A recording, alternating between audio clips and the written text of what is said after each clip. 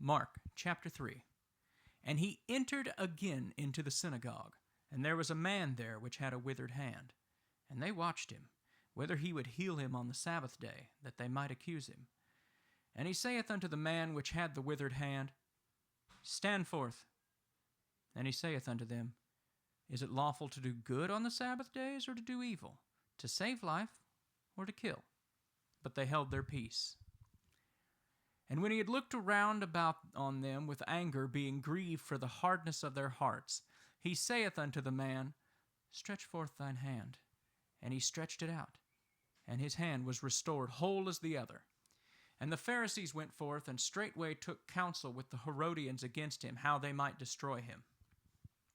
But Jesus withdrew himself with his disciples to the sea, and a great multitude from Galilee followed him, and from Judea, and from Jerusalem, and from Idumea, and from beyond Jordan, and they about Tyre and Sidon, a great multitude, when they had heard what great things he did, came unto him.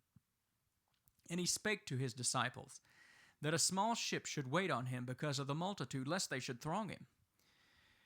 For he had healed many, insomuch that they pressed upon him for to touch him, as many as had plagues. And unclean spirits, when they saw him, fell down before him and cried, saying, Thou art the Son of God. And he straitly charged them that they should not make him known. And he goeth up into a mountain, and calleth unto him whom he would. And they came unto him. And he ordained 12, that they should be with him, and he might send them forth to preach, and to have power to heal sicknesses and cast out devils. Simon he surnamed Peter, and James the son of Zebedee, and John the brother of James. And he surnamed them Boanerges, which is the sons of thunder, and Andrew, and Philip, and Bartholomew, and Matthew, and Thomas, and James the son of Alphaeus, and Thaddeus, and Simon the Canaanite, and Judas Iscariot, which also betrayed him. And they went unto an house.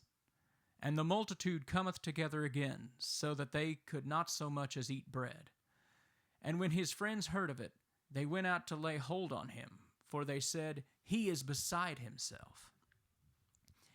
And the scribes which came down from Jerusalem said, He hath Beelzebub, and by the prince of devils casteth he out devils.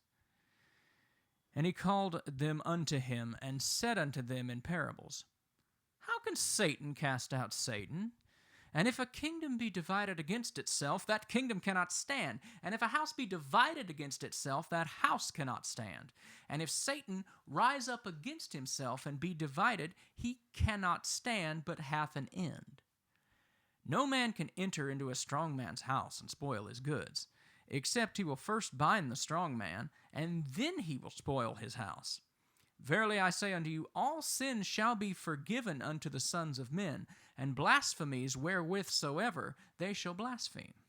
But he that shall blaspheme against the Holy Ghost hath never forgiveness, but is in danger of eternal damnation.